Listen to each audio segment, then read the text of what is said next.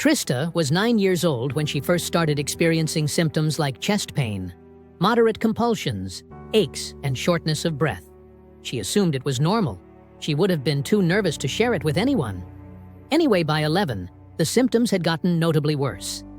Things came to a head when one night she broke down crying as she suddenly felt like she couldn't breathe because of intense chest pain and a bulging sensation in her lower throat. Her parents rushed her to the hospital after asking the usual questions and doing the usual assessments. The doctor concluded that it was likely acid reflux, probably from an underdeveloped lower esophageal sphincter. Trista was put on H2 blockers and began taking antacids regularly later that same year on a family vacation, while her family and her were driving back to the hotel from a theme park. Trista found herself uncontrollably clenching and curling her toes to the point in which her feet began to cramp up with the men's pain. In a panic, she pleaded to her parents to pull over the car so she could walk around and try to alleviate the tension. This helped, and Trista was ultimately able to move on with the day. But since this wasn't the first time she experienced an uncontrollable fit like this as of late, and knowing that it likely wasn't going to be the last 3 days later after arriving back home, Trista's parents brought her to the doctor after asking the usual questions and doing the usual assessments. The doctor concluded that the underlying issue was likely stress and anxiety, which would also partly explain the acid reflux Trista was prescribed. Anti-anxiety medication, in addition to her acid reflux medication into and throughout high school, her symptoms began to subside, not totally, but enough to mostly ignore. Again, she soon began to wane off her medications throughout high school and college. Trista increasingly became a very rational and intellectual person. She intellectualized everything. She excelled in everything. She was a perfectionist. She received straight A's in high school. Advanced in extracurriculars, was the lead in 2 local plays, had her research papers on causal interference and statistical methods published in academic journals, and graduated summa cum laude from the university she attended. She seemed to have a special ability. She was able to make sense of things, reducing almost anything to smaller or lesser things, and then build it all back up into something else. Everything had an answer, a solution, even the lack thereof, without even realizing it. In early adulthood, Trista found herself living in a state of a sort of emotionlessness. She existed inside an unfeeling incredule quietly in the background of her life. Mondays had begun to feel like Fridays, and Fridays felt like Mondays. Summer began to feel like winter, and winter felt like summer. Fresh cut grass and crisp fall air smelled good.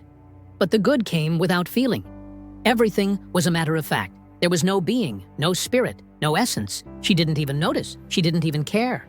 The numbness took the hurt of numbness away in her mid-20s, seemingly out of nowhere. To her, everything broke. Symptoms ferociously flooded her nervous system.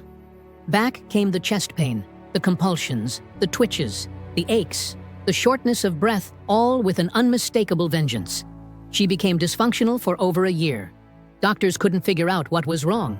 They asked all the usual questions, ran all the usual tests, and considered all the usual causes for her symptoms, but they found nothing.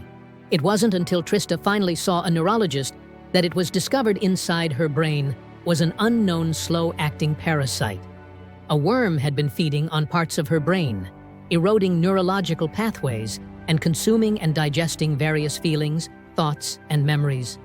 "How long would you say you've been experiencing symptoms?" the neurologist asked Trista. Trista pulled her distracted gaze toward the neurologist. Early childhood, maybe 10, 11, 12. Maybe they went away for a while, sort of on and off since then. The neurologist responded, "Well, ever since then, whenever you first contracted the parasite, your brain's primary function has essentially been forgetting instead of understanding. And the biggest problem is that you haven't even noticed everything. Has, I'm assuming, seemed mostly normal in your mind, right?" "Yeah," Trista replied quietly. "Right in the background, the parasite has been consuming your very awareness that something was wrong, that your awareness was being taken from your awareness. And so your brain couldn't even really let you know when the foreign object was introduced. And as the damage increased, your brain has been conspiring with your body to try to get your attention, to let you know that even though everything seemed normal, it wasn't. Something was very wrong." There was a brief pause. Trista stared back at the neurologist, concerned, but without feeling like she always did. She ran rational assessments of the situation, breaking it down materially and seeking clear, simple solutions. How did I get it? What are the normal or likely causes for something like this? Hard to say exactly. Parasites like this aren't passed down hereditarily, but the preconditions to be susceptible to them often are: it's likely you were exposed to something at an early age. Is it curable? Yes, the good news is the parasite can be fully removed. But the less than great news is that the damage that it's caused is not curable in the same way. It is not a simple medication or procedure.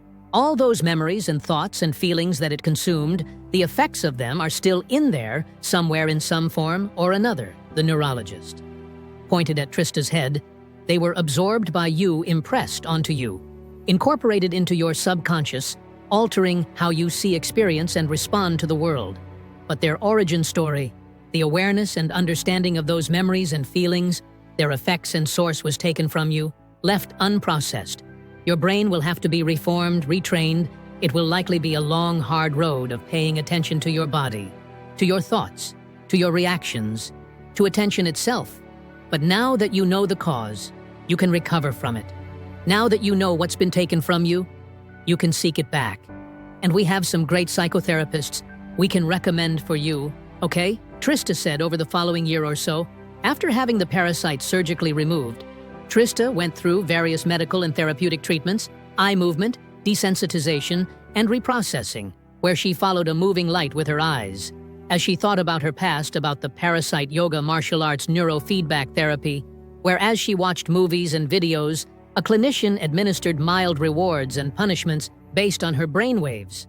Most importantly, Trista talked. She paid attention. She stopped accepting the discomfort of her body and the numbness of her mind as a natural part of existence.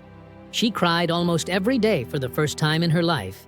It made sense why it was so hard for her to understand herself and her feelings. It made sense why it was so hard for her to communicate and connect with the world. Why it was so hard for her to love and be loved. In every moment, she had been taken further and further away from herself in her own mind. And she had to make sense of this. So she formed illusions and rationale of who she was, accepting the fading half-stories about herself, that her consciousness had access to stories about how she was a calm, rational, nice, likable, intelligent, understanding, and unconcerned person with no reason to be angry, no reason to be in pain, no reason to be sad, no reason to care, no reason to seek apology or forgiveness. Perhaps the most difficult part was, weirdly, Trista feared life now without the parasite. It's all she had ever known for most of her young adult and adult life. The parasite had become part of her now. Without it, she feared what would be left. But she would have to experience and feel and know. Who are you? If you refined yourself, where do memories go? When we forget them, around a year after the parasite was removed, Trista sat alone in her apartment, holding her phone in front of her face as she stared down at it. She breathed in deeply and exhaled. Then she pressed her thumb to the screen and raised the phone to her ear, a back-and-forth exchange of words. Ensued about the weather, about work, about local news, then about the parasite for a while. Trista just listened, then her eyes closed and her hand covered her face, like she was fending off invading tears after a long pause.